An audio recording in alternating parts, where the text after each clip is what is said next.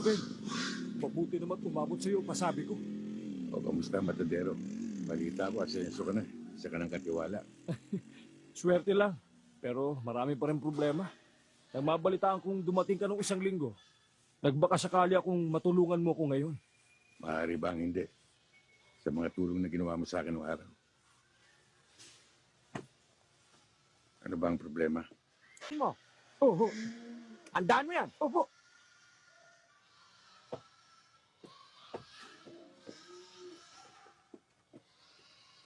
Hindi ba ikaw yung barangay chairman ng San Jose? Oo, ako nga. Bakit? Kabayanan ito. Hindi mo ito sakop. Anong ginagawa mo rito? Teka, ba't ka ba Yan ang kapatid ni Chairman. Major yan. Ah, ikaw pala yung major, ha? Wag. Baka hindi mo matapos yung 4 na taon mo. Alam mo, hindi bagay siya yung barangay chairman. Ang bagay sa'yo, kasama ka ng mga pulis na kumukotong. Akala ko ba? Ang mga sundalo ay lumalaban ng parehas.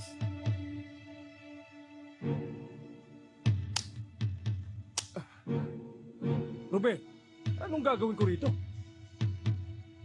O, pag nadihado ko, pagbabarilin mo ang mga ito.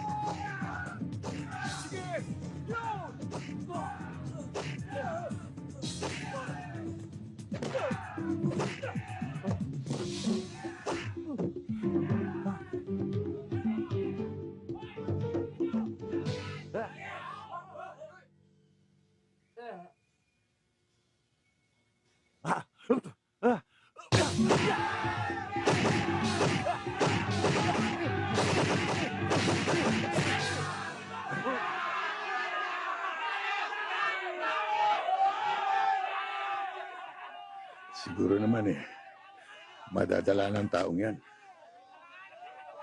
Hindi lang naman yan ang problema sa taong yan. Ha? Bakit?